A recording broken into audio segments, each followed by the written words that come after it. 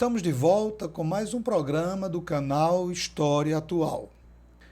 Lembra você que a nossa coluna também é publicada no portal de notícias Nordeste 360.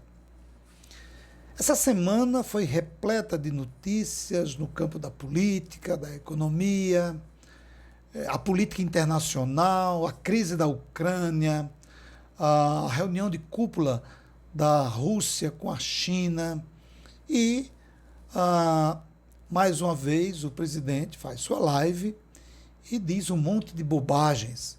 Dessa vez ele afirmou que o padre Cícero era pernambucano. Veja que bobagem, que grau de analfabetismo desse senhor que ocupa o Palácio do Planalto.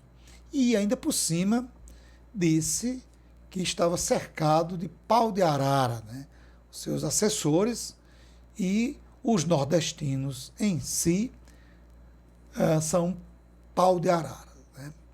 Agressões e mais agressões típicas desse sujeito que ocupa o palácio. Mas o que eu quero conversar com vocês hoje não vai por esse campo, apesar de também ser um reflexo disso que nós estamos vendo aí. Mas antes de começar o nosso papo, eu quero pedir a você que entrou agora e que acompanha o nosso canal, mas que ainda não é inscrito no canal, que se inscreva. Dê o seu like, é importante. Compartilhe a nossa programação. Dê sua opinião, dê sua sugestão. Fique à vontade. O canal é aberto, é democrático, que a gente lê, a gente aceita as suas opiniões e respeita a sua opinião. Essa semana uma notícia abalou o Brasil. Aliás, refletiu mundialmente, que foi o assassinato cruel do jovem congolês Moise.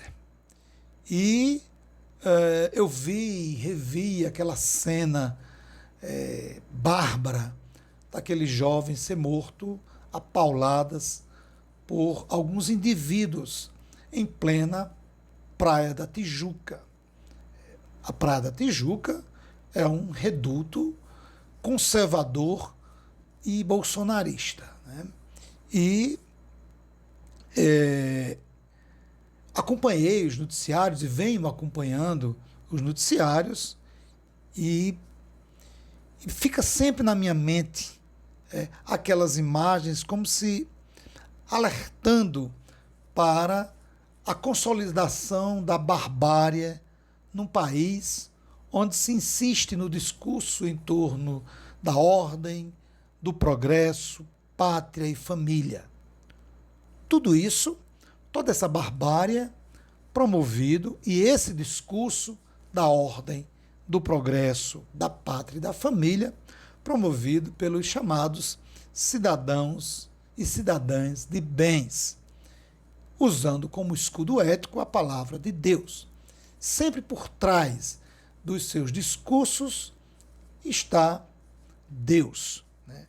Não sei se o Senhor Deus compactua, acredito que não, né? Que ele não vê com bons olhos esse discurso e essas ações dessas pessoas que se dizem cristãos e cristãs. Eu poderia falar hoje também do caso da empregada doméstica que trabalhou durante 32 anos em situação análoga à escravidão na casa de um pastor, obreiro, presbítero.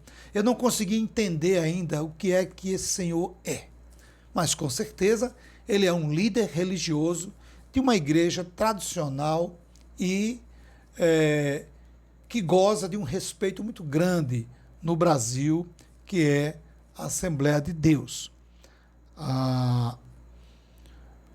O pastor, o obreiro, ele, dentre os vários crimes que ele cometeu, né, está a de abuso sexual dessa empregada doméstica.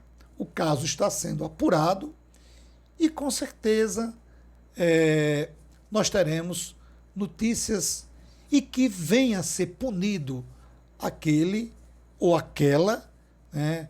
Eu digo aquele ou aquela porque essa senhora vivia numa casa de família.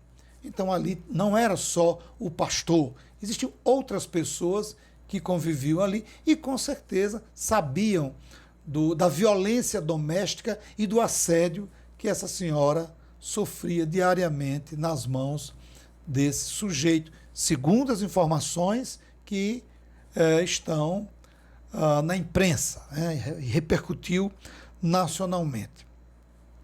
Mas optei por falar do caso de Moise, mas também um outro caso que se assemelha ao de Moise, é o de Luciano.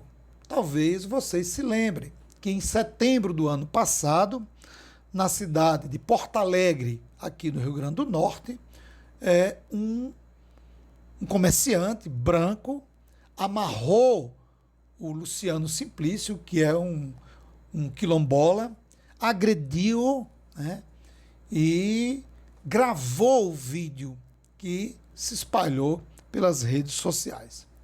O que aproxima Moise, de 24 anos, de Luciano, 23 anos? Os dois são negros. Ambos foram amarrados e covardemente agredidos, sendo que Moise foi assassinado. O primeiro era um imigrante congolês que morava no Rio de Janeiro. E o segundo, quilombola, que mora na cidade de Porto Alegre, conforme disse anteriormente. O caso de Luciano ocorreu em setembro de 2021 e também repercutiu nacionalmente. Mas, além dessa semelhança das duas vítimas, o Luciano e o Moise, eu observei a partir das falas dos criminosos, daqueles que agrediram os dois jovens, né?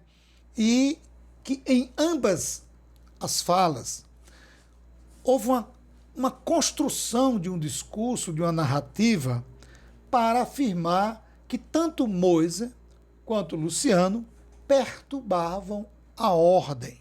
Mas de que ordem eles estavam falando? Imputar a culpa nas vítimas é uma prática comum numa sociedade marcada pela violência e preconceito contra negros, indígenas, imigrantes, favelados, mulheres, comunidade LGBTQI+, e tantos outros grupos que sofrem diariamente com a violência dessa sociedade patriarcal, machista e preconceituosa que a gente vive. Existe sempre um argumento para justificar a atitude agressora e preconceituosa. Moise e Luciano foram vítimas de um racismo estrutural no Brasil, que os cidadãos de bens insistem em dizer que não existe. Quanto às narrativas construídas para justificar as agressões, eu destaquei algumas que foram veiculadas pela imprensa, tanto no caso Moise quanto no caso de Luciano. Primeiro, o de Moise. Veja, algumas frases proferidas pelos agressores, assassinos, em seus depoimentos colhidos na delegacia de polícia. Uma delas, ninguém queria tirar a vida dele. Outra, agrediu para extravasar a raiva, porque ele estava perturbando. A vítima demonstrou comportamento agressivo e ameaçador. Que Moise, que atitude agressiva era essa que Moise estava praticando? O que é que ele estava perturbando? cobrar 2 diárias que o patrão devia, exigir seus direitos como trabalhador diarista. Aí isso me faz lembrar, meus caros e caras, a reforma trabalhista, que em outras ocasiões eu já mostrei aqui e vocês já leram, acompanham os milhões de desempregados que nós temos no Brasil e tantos outros milhões de trabalhadores autônomos. A reforma trabalhista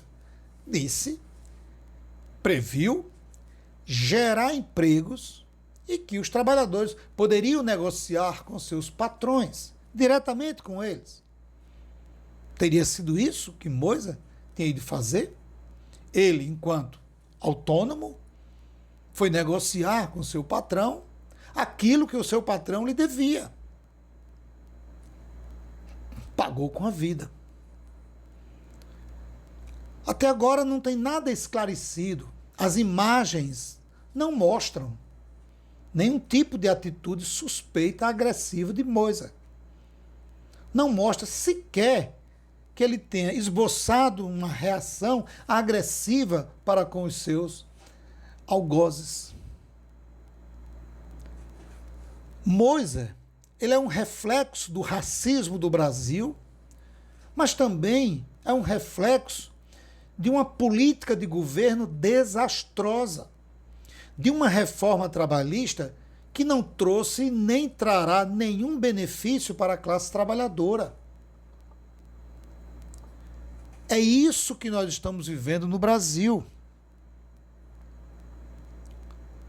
Os trabalhadores não têm nenhum direito e estão sujeitos, como foi o caso de Moisés, a agressões, se vier exigir, se vier pedir, se vier cobrar os seus direitos. Isso sem falar na sua condição de cidadão negro e imigrante. Moisés sai do seu país porque é um país devastado pela guerra, pela fome, fruto de uma política capitalista desastrosa. Eu não vi comportamento ameaçador de Moisés. Assim como testemunhas não afirmam que o Luciano Simplício fosse uma pessoa agressiva na cidade de Porto Alegre. Mas as falas do agressor vão no mesmo sentido das falas dos agressores de Moisés. Vê? O que é meu, eu tenho o direito de defender. Ele diz isso porque ele alega que o Luciano teria jogado uma pedra no seu comércio. E que, segundo testemunhas, ambos teriam tido uma discussão anterior. Quando o agressor de Luciano diz o que é meu, eu tenho o direito de defender, é só você se lembrar os argumentos de Bolsonaro sobre a liberação da compra e posse de armas. Defender o patrimônio. O agressor de Luciano reproduz o seu mito. Reproduz o que ele defende. Defender o patrimônio. Bom, poderia ter chamado a polícia, certo? A polícia iria lá, prenderia o Luciano e a lei seria feita. Mas não. Ele tinha que fazer a justiça pelas próprias mãos, alegando a defesa do patrimônio, numa atitude extremamente agressiva, covarde, racista, do mesmo jeito que foi o Moisés. O racismo estrutural nos mostra uma interpretação convincente para ambos os casos. Luciano, amarrado e agredido. Moisés, também amarrado e assassinado, porque são negros e seus agressores assassinos são racistas, não importando que sejam brancos ou negros ricos ou pobres. A explicação para a morte de Moisés e para a agressão de Luciano terá de passar pela essência da política desse ambiente institucionalizado, como preconceito, racismo, xenófobo, miliciano, violento, fascista, que é o governo Bolsonaro. O que nós vimos em setembro com Luciano e que repetimos agora com Moisés é o reflexo do Brasil governado por gente que alimenta todos os dias o preconceito, o racismo e comete contra a população brasileira agressões e todo tipo de violência. Não é apenas para a gente refletir, é para a gente combater esse tipo de atitude, essas ações, esses discursos e essas práticas. É difícil até pedir justiça para Moisés, justiça para Luciano. Por que eu acho que é difícil? Porque até mesmo a nossa justiça, ela está sobre uma base, um alicerce de uma sociedade patriarcal, branca, e que tem demonstrado interpretações as mais variadas em relação aos crimes de racismo no Brasil. Mas, de qualquer maneira, nós temos que acreditar. Temos que acreditar que, apesar de todas as falhas da nossa justiça, a gente tem que acreditar que ela seja feita, tanto no caso do Luciano, como no caso de Moisés, que foi mais grave ainda porque esse jovem perdeu a sua vida. Eu fico por aqui, peço mais uma vez a você que participe, que faça suas observações e que dê a sua opinião, porque essa é a minha opinião. Um forte abraço e até o próximo domingo.